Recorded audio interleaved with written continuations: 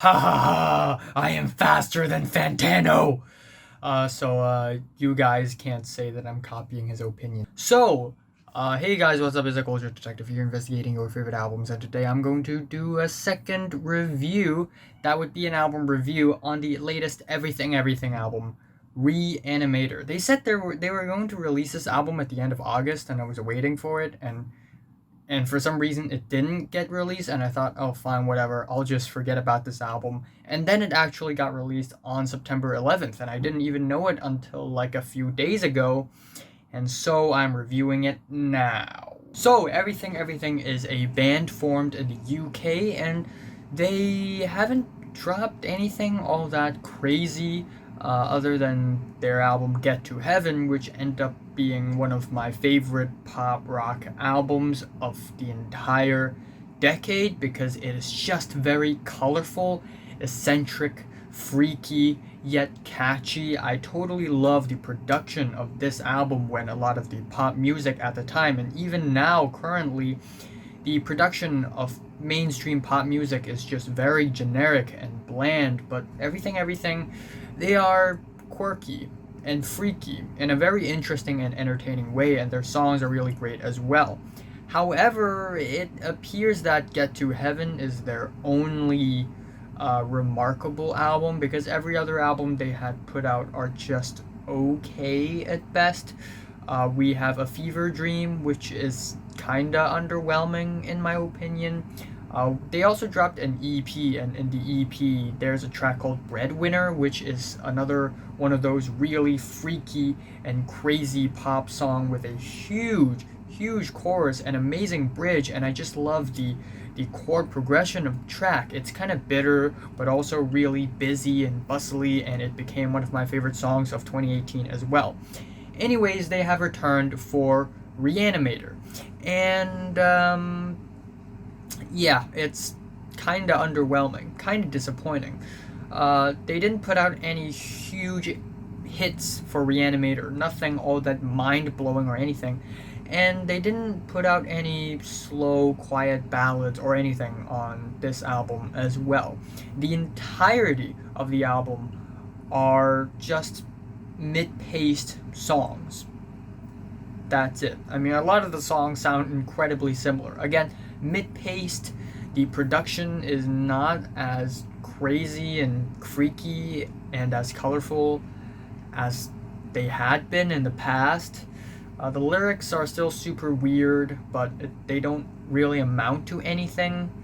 And a lot of the tracks on this album just feel like very Radiohead ish and Coldplay ish. Yeah, it's pretty disappointing. Another thing about this album is that it actually has a lot of potential. A lot of the tracks actually have really interesting chord progressions. However, it's not like the hooks or the choruses build on the chord progressions well at all, and a lot of the tracks still feel kind of underwritten and underdeveloped. So I'm gonna go over the entire album. The album opener, Lost Power, is a pretty tame opener for an album. The drums are very simple, the production is pretty normal and basic, and even though it has a really strange chord progression that could have turned into something really interesting sounding and really beautiful, the fact that the verses and the choruses are just so mediocre just makes this track kinda forgettable. We have the next track, Big Climb, which has a really nice, catchy, bright chorus, and I really love that. Again, a quirky chord progression that I think could have turned this track into a huge, quirky pop rock single that blows my mind. But instead, because of the very stripped back verses, it just feels kind of underwritten, and it really could have been a great track if it weren't for the very stripped back and half baked verses. We have a track, It Was a Monstering, which is a straight up Radiohead song. They wrote a Radiohead song.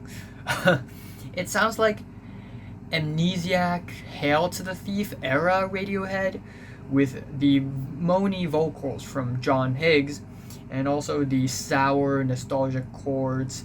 However, what's different from this song than any other Radiohead songs is that a lot of the Radiohead songs actually are catchy, they're hooky, they have bridges, and they use repetition for to their own advantage. But on this track, it just feels kind of aimless. It doesn't really quite have a grasp on its chords at all. We have the track Planets with its wavy synths creating a sci-fi atmosphere, but the verses and the choruses, they still feel very, very spacey and not all that memorable. We have really strange lyrics as well. You got no business being in business class. And then we have Moonlight, which is one of the more low-key and quiet tracks on the entire album. And it's pretty forgettable. It's pretty forgettable. Arch Enemy is the first track on the album that really makes me go, oh, hey, a good song. It has the crispy drums, which are mixed so much more upfront than on many other tracks here. The cool buzzing synths are really nice, and the verses and the hooks are incredibly catchy. And overall, I just really love the energy of the track. Again, there's the freaky, quirky energy that I really love from Everything's previous records. It shows up on this track. And then the album just continues with Lord of the Trapdoors, which is a 5/4 time signature song, but I feel like the instrumentals just do not complement that time signature at all. And this track feels like a Coldplay song, like a Rush of the Blood to the Head era Coldplay song. It reminds me a lot of the track Daylight for some reason. So it just feels kind of uninspired. The track Black Hyena is another highlight for me, even though it doesn't reach the heights that Arch Enemy did. It's a slightly gloomier track with the buzzing keyboards, and the chorus is incredibly solid. And it's another more memorable moments on the album for me. And we have Birdsong, which sounds like a Minecraft soundtrack at the beginning with the simple keyboards and synths, but later on it sort of builds up very slowly into a very heavenly, dramatic climax, which is actually really satisfying. My only problem with the track is that I feel like its placement is really weird. It would have been so much more amazing if this track is the ending of the album, or even better, the opening of the album. A heavenly opening. That would be amazing. Anyways, the second last track is The Actor, and it is just incredibly forgettable. The verses and the choruses sound similar, and the production is just very, very basic. And we also have the album ending Violent Sun, which is a very poor and awkward attempt at pop punk, where it attempts to be, an optimistic, happy ending for the album, but really it just feels basic, bland, and kinda underwhelming. So yeah, overall, another really underwhelming everything album that just feel forgettable, honestly. Again, a lot of the tracks had a lot of potential in them. Weird chord progressions, quirky, strange lyrics. If they write their songs a little better, their songs could have been so much better. But I guess this is what we got.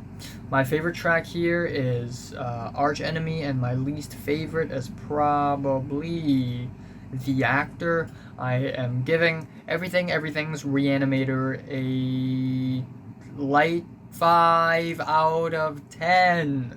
So, if you're listening to the latest Everything album, we wanted to number, just rate it, like if you like it, subscribe if you want more, and thanks for watching. I will be reviewing A Moonshaped Pool, and then Conway the Machine, The Flaming Lips, Clue Pilgar,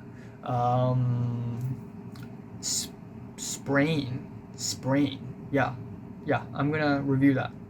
Sprain.